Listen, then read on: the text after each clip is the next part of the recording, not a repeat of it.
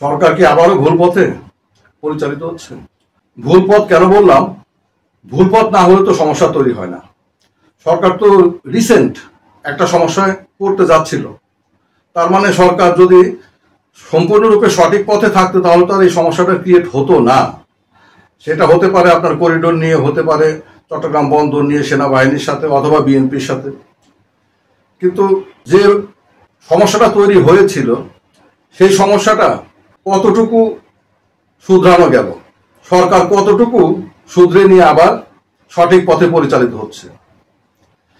মূলত সমস্যাটা তৈরি হয়েছিল বিএনপি নামক বাংলাদেশের সবচেয়ে বড় দলটির সাথে একটা দূরত্ব তৈরি হওয়া এবং সেনাবাহিনীর সাথে করিডোর ইস্যুতে এবং খলিলুর রহমানের নিরাপত্তা উপদেষ্টা হিসেবে নিয়োগ ইস্যুতে একটা দূরত্ব তৈরি হওয়ার কারণে এই গত কয়েকদিনে জামাতে ইসলামী তার নিজের স্বার্থেই মধ্যস্থতাকারী হিসেবে উপনীত হয়ে যে সমস্যাটাকে উতরিয়ে দিলেন, সরকারকে বাঁচিয়ে দিলেন জামাতে ইসলামী। এক কথায় জামাতে ইসলামী, আপনারা জানেন জামাতে ইসলামী সরকারের সাথে বারবার মিটিং করেছে, বিএনপির সাথে মিটিং করেছে এই ইস্যুতে এবং এমনকি সশস্ত্র বাহিনী সেনাবাহিনীর সাথেও মিটিং করেছে। এই সমস্ত মিটিং গুলো করে একটা পর্যায়ে নিয়ে এসে সরকার এখন কি সরকার সঠিক পথে পরিচালিত হচ্ছে? বিএনপির সাথে কি দূরত্ব কমানোর কোন ধরনের উদ্যোগ সরকার নিয়েছে? আপনারা হয়তো বলতে পারেন যে বিএনপি তো একগুয়ামি একটা বিষয় নিয়ে পড়ে আছে, ডিসেম্বরের আগে নির্বাচন। আদৌ কি ডিসেম্বরের আগে নির্বাচন ইস্যুতে বিএনপির একদম টপমোস্ট লিডার তারেক জিয়ার সাথে সরকারের কোনো পক্ষ বিস্তারিত আলোচনা করেছে যে আমরা তো নির্বাচন দিতেই চাই? ডিসেম্বর আর জানুয়ারি ফেব্রুয়ারির মধ্যে কি এমন পার্থক্য? আসলে তো বিএনপি শঙ্কায় ভুগতেছে যে আদৌ কি সরকার নির্বাচন দেবে কিনা। এই শঙ্কাটা কাটানোর দায়িত্ব তো বিএনপি সরকারেরই। কিন্তু সরকার কি আদতে কোনো সেরকম বিএনপির সাথে দূরত্ব কমানোর উদ্যোগ গ্রহণ করেছে? অথবা বিএনপির ইশরাক সাহেবের যে ঢাকা দক্ষিণের মেয়র হওয়ার জন্য কোর্টের থেকে যে রায় আসলো, সর্বশেষ সরকার আপিল করার পরেও যে রায় আসলো, তারপরেও সরকার কোনো ধরনের ব্যবস্থা নেয় নাই তাকে মেয়র হিসাবে নিয়োগ দেওয়ার ক্ষেত্রে। এইটা কি সরকার দিতে পারতো না? এই কাজটা করে বিএনপির সাথে তো একটা আলাপ আলোচনার পথ তৈরি হওয়া বা একটা দূরত্ব কমানোর পথ তৈরি হতে পারত।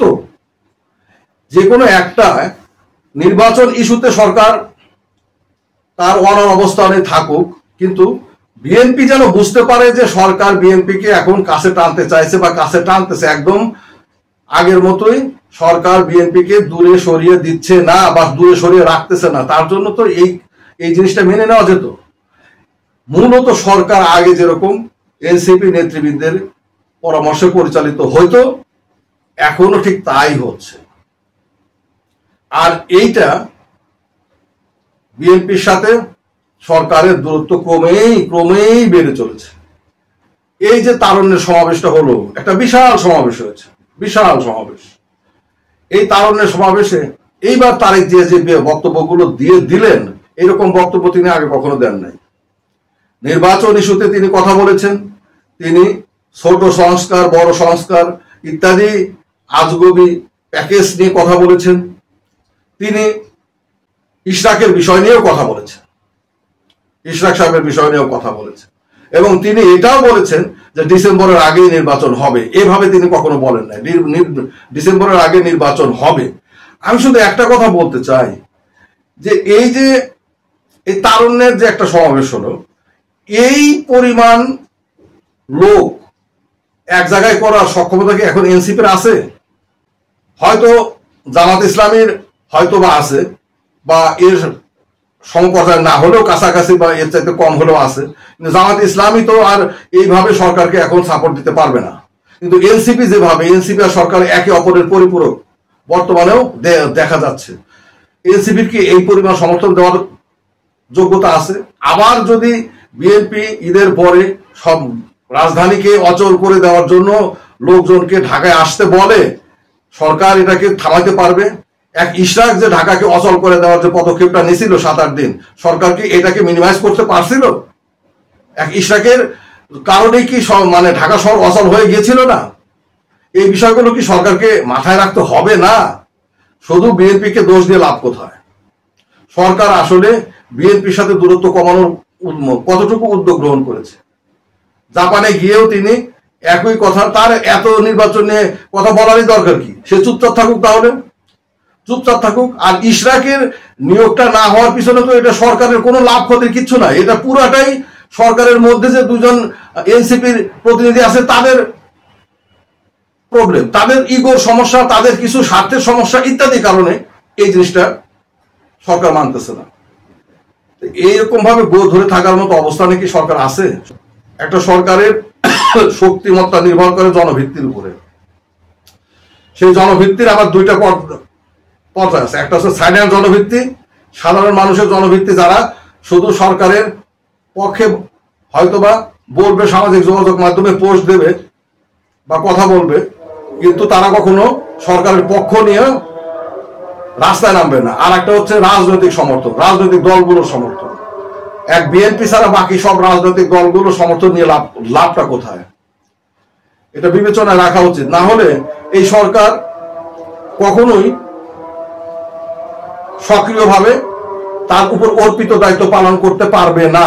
এখন পর্যন্ত 10 মাস পার হয়ে গেছে, সরকার কি তার উপর অর্পিত 3টা দায়িত্বের কোনোটাই শুরু করতে পারছে? একটা হচ্ছে গা নির্বাচন, আর একটা হচ্ছে গা সংস্কার, আর একটা হচ্ছে বিচার। এই যে 3টা দায়িত্ব সরকার নিজ থেকেই বলে যে তাদের উপর তারা এই 3টা ম্যান্ডেট নিয়ে আসছে, এই 3টা তারা না করে যেতে চায় না। এই 3টার কোনোটারই কি স্টার্টিং, মানে শুরুটা কি এ পর্যন্ত সরকার করতে পারছে? মানে 10 মাস পার হয়ে গেল, এখন পর্যন্ত কি কোনো সংস্কার প্রক্রিয়া শুরু হয়েছে? এখন পর্যন্ত কি কোনো বিচার প্রক্রিয়া শুরু হয়েছে? না নির্বাচনী কর্মকাণ্ডের জন্য যে সরকারের যে প্রস্তুতিমূলক কাজকর্মগুলো সেগুলো শুরু করতে পেরেছে। কোনটা শুরু করতে পেরেছে? 10 মাসেও একটা কাজও শুরু করতে পারে না। এই সরকারের সমালোচনা না করে মানুষ করবেটা কোথায়, মানে করবেটা কি? অথচ এখন পর্যন্ত তারা এনসিপির কথা অনুযায়ী কাজ, মবক্রেসিকে তারা এখন পর্যন্ত কি বলে সমর্থন দিয়ে যাচ্ছে। আজকেও 14 গ্রামে আজকেও একজন মুক্তিযোদ্ধার বাড়িতে হামলা করা হয়েছে, অগ্নিসংযোগ করা হয়েছে, মুক্তিযোদ্ধার বাড়ি পুড়িয়ে দেওয়া হয়েছে। কেন? এটার বিরুদ্ধে কি সরকার ব্যবস্থা নেবে না? যদি না নেয়, সরকার ধীরে ধীরে আরো জনসম্পৃক্ততা হারাবে, সরকার ধীরে ধীরে আরো জনগণের কাছ থেকে দূরে সরে যাবে। বিএনপির কাছ থেকে তো যাচ্ছেই, এর পরিণতি কি হবে একমাত্র আল্লাহ জানেন। আমাদেরকে ঈদ পর্যন্ত অপেক্ষা করতে হবে, ঈদের পরে সবকিছু দৃশ্যমান হবে। খোদা হাফেজ, ভালো থাকবেন।